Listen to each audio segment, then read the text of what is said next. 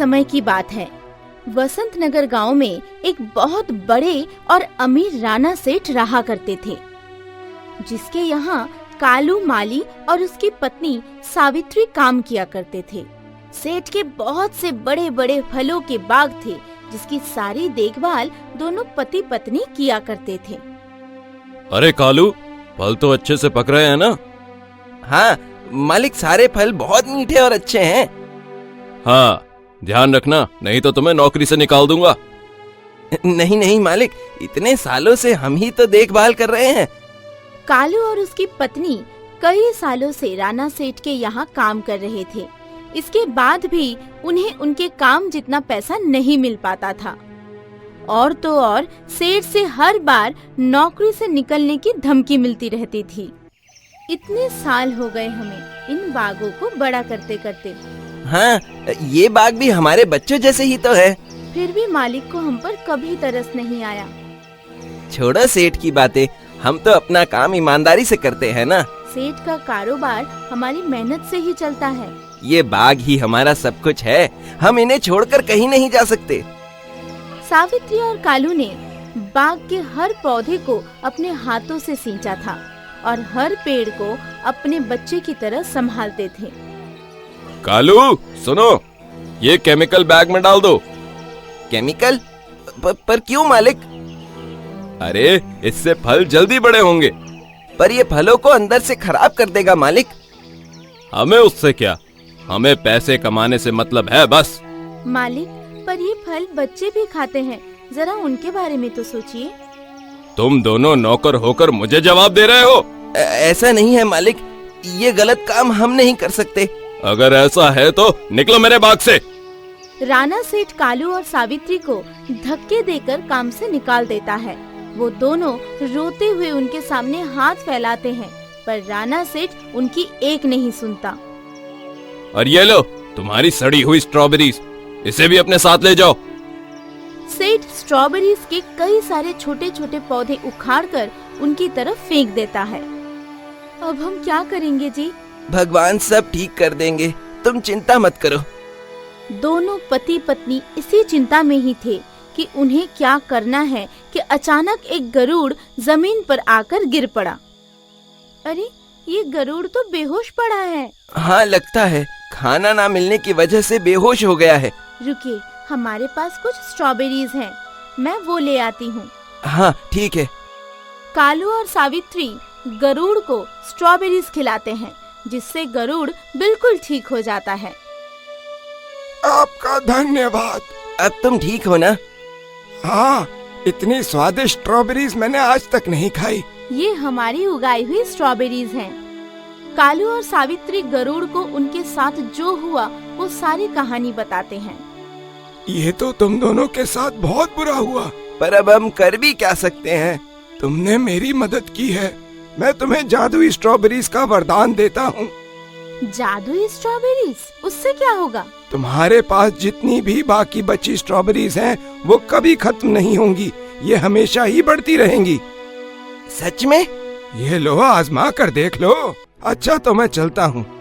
इतना कहते ही गरुड़ उड़ गया। मैंने कहा था ना, भगवान हमारी मदद जरूर करेंगे। चलिए देखते हैं ये स्ट्रॉबेरीज काम करती है या नहीं।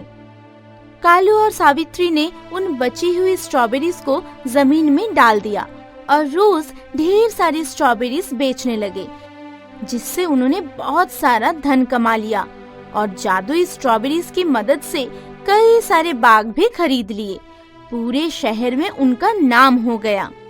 ऐसा तो क्या खजाना मिल गया इन दोनों को, जो इतने मालदार हो गए? जाके देखना पड़ेगा। राणा सेठ ने चुपके से कालू और सावित्री का पीछा किया और जान लिया कि उनके पास जादुई स्ट्रॉबेरीज हैं, जो कभी खत्म ही नहीं होती। अच्छा, तो इसकी मदद से इतना सब मिल रहा है। अब देखो मैं क्या करता हूँ। राणा सेठ चोरी से जादुई स्ट्रॉबेरीज के पास गया और उसने ढेर सारी स्ट्रॉबेरीज तोड़ ली और अपने बाग में ले आया। अब इन्हें बेचकर मैं पैसे कमाऊंगा। राणा सेठ सारी स्ट्रॉबेरीज शहर ले गया बेचने के लिए और जैसे ही उसने स्ट्रॉबेरीज निकाली तो सारी स्ट्रॉबेरीज सड़ चुकी थी। अरे ये कैसे हो गया? कालू की बेरीज तो ताजा है, फिर ये कैसे सड़ गईं?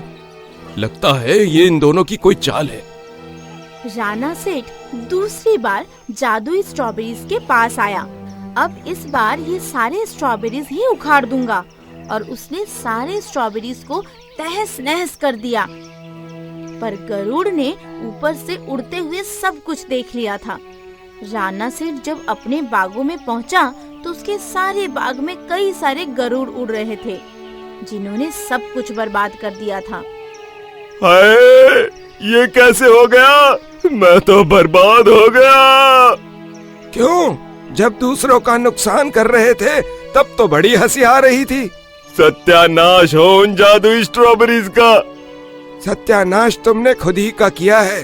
सावित्री और कालू मेहनत की खाते हैं और तुम बिना मेहनत किए ही अमीर बनना चाहते थे। जैसी करनी वैसी भरनी। अब भुगतो, मैं तो चला।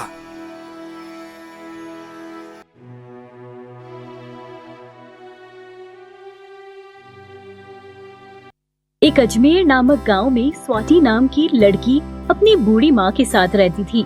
स्वाति के पिता का कुछ साल पहले स्वर्गवास हो गया था, जिसके कारण सारी घर की जिम्मेदारी स्वाति और उसकी माँ पर आ गई थी। स्वाति की माँ पहले तो बाहर जाकर काम कर लेती थी, पर बुढ़ापे और बीमारी के कारण अब वो कुछ नहीं कर पाती थी। तो एक दिन स्वाति बोलती है, माँ, अब आप बहुत बीमार रहने लगी हो और घर में जो राशन था धीरे धीरे वो भी खत्म होने वाला है, तो हम एक बकरी खरीद लेते हैं, उसका दूध बेचकर अपना गुजारा कर लेंगे। पर बेटी, बकरी खरीदने के लिए हमारे पास इतने पैसे नहीं हैं। माँ, मेरे पास ये सोने की चूड़ी है, हम इसको बेच देते हैं और बकरी खरीद लेंगे। नहीं बेटी, यही तो बचा है बस हमारे पास, इसको भी बेच देंगे तो कुछ नहीं बचेगा हमारे पास। तुम्हारी शादी के लिए बनवाए थे मैंने ये। कोई बात नहीं माँ, हम कुछ समय बाद दोबारा बनवा लेंगे, अभी बकरी बहुत जरूरी है हमारे लिए। हर सोमवार को अजमेर गांव में एक मेला लगता था। स्वाति की माँ चूड़ी बेचकर मेले में से एक बकरी खरीद लाती है। स्वाति बकरी को देखकर बहुत खुश होती है। बहुत प्यारी बकरी लाई हो माँ आप, आज से मैं इसको चुनमुन बुलाऊंगी। स्वाति पूरे दिन चुनमुन के साथ खेलती रहती थी। चुनमुन बहुत ही नटखट बकरी थी। जब भी उसको मौका मिलता वो पूरे गांव में घूमने लगती थी। स्वाति के घर के पीछे एक जमींदार और उसका एक लोटा लड़का पुनीत रहता था, जो बहुत घमंडी था। वो बहुत आवारा भी था, पूरे गांव की लड़कियों को परेशान करता रहता था। एक दिन उसने स्वाति को देखा और उसकी खूबसूरती पर मन मोहित हो जाता है। फिर वो रोज स्वाति को परेशान करने लगा।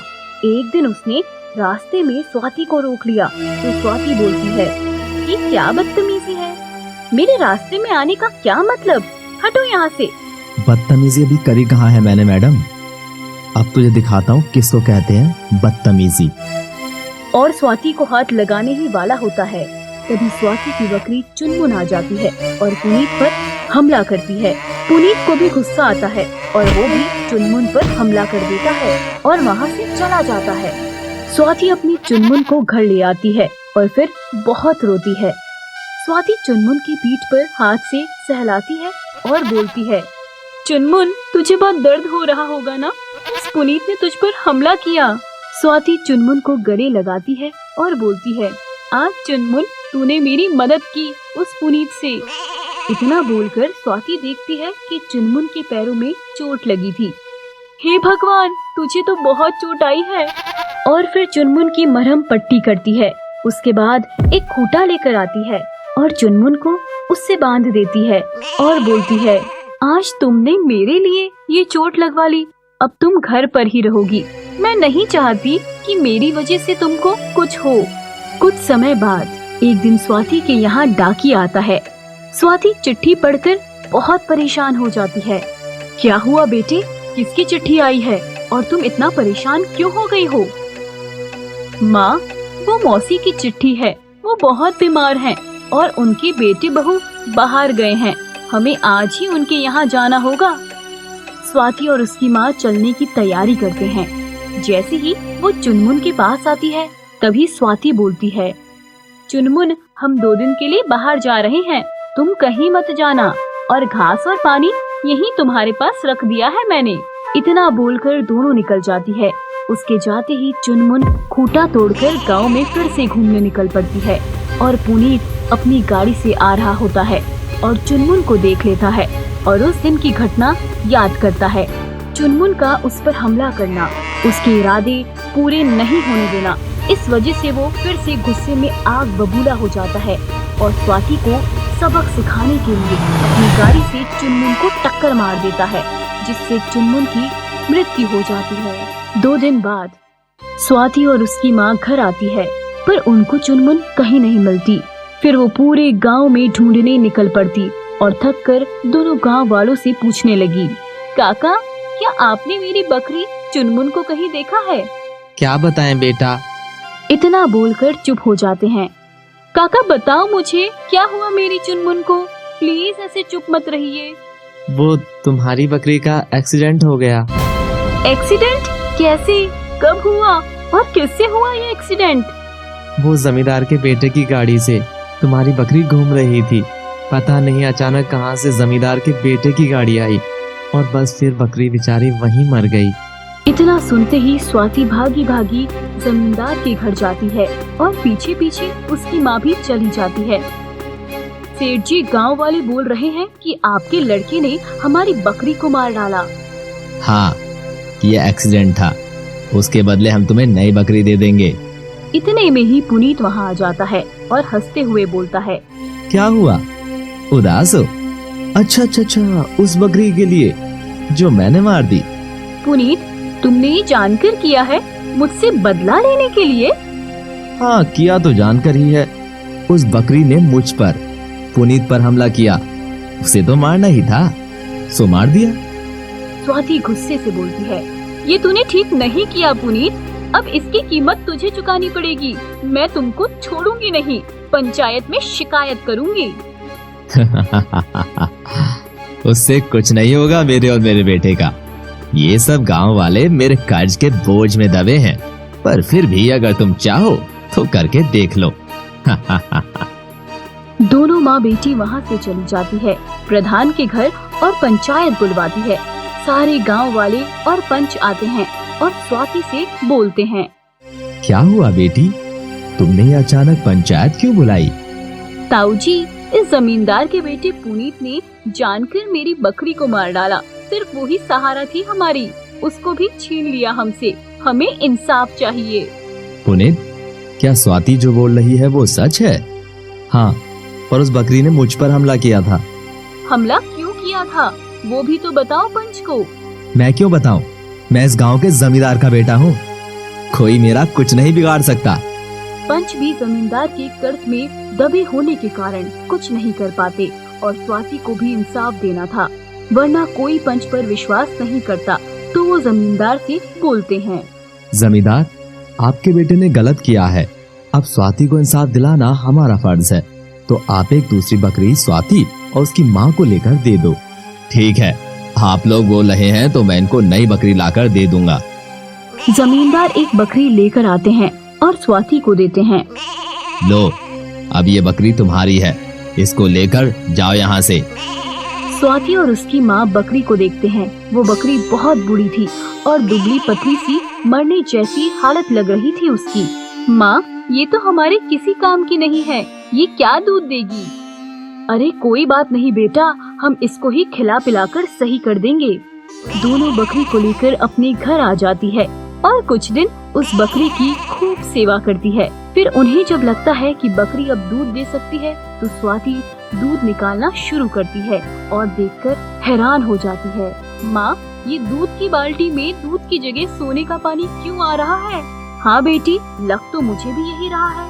कुछ देर बाद वो सोने का पानी जम जाता है और दोनों माँ बेटी खुश हो जाती है। ऐसे ही वो उस सोने को बेच कर घर गाड़ी सब खरीद लेती है और जमींदार को ये बात पता चल जाती है और वो लालच के कारण स्वाति के घर आता है। अरे कोई है घर पर? बेटा स्वाति, कहाँ हो? वो मुझे मेरी बकरी वापस चाहिए, वो मेरे पूजनीय है, मुझे वापस करो। और उसके बदले तुमको दूसरी बकरी दे दूंगा। अच्छा ताऊ, जब पता चल गया कि वो सोने का दूध देती है तो लेने आ गए उसको। अब वो हमारी है, मैं नहीं दूंगी। अगर तुमने नहीं दिया तो सोच लो, तुम्हारी माँ की उम्र हो गई है, कहीं उन्हें कुछ हो ना जाए। स्वाति डर जाती है और रोते रोते अपनी बकरी जमींदार को दे देती है। जमींदार खुश होकर बकरी ले जाता है, पर बकरी दूध नहीं देती। हो सकता है आज स्वाति ने दूध निकाल लिया हो, मैं कल निकालूंगा। अगले दिन भी बकरी दूध नहीं देती और जमींदार उसको बहुत मारता है। गुस्से में आकर बकरी जमींदार पर हमला कर देती है, पर जमींदार बच जाता है, लेकिन पीछे खड़े उसके बेटे के चोट लग जाती है और उसकी मृत्यु हो जाती है। उस दिन जमींदार को एहसास होता है कि जैसे उसके बेटे ने बकरी को बेवजह मारा था, आज उसके लालच ने उसके बेटे की जान ले ली और जमींदार बकरी को लेकर स्वाति के घर माफी मांगने जाता है। लो बेटी तुम्हारी बकरी, आज सिर्फ मेरे और मेरे बेटे के बुरे कर्म की वजह से मैंने अपना एक लौता लड़का खो दिया, हमें माफ कर दो। और फिर बकरी से भी माफी मांगते हैं और वहाँ से चले जाते हैं।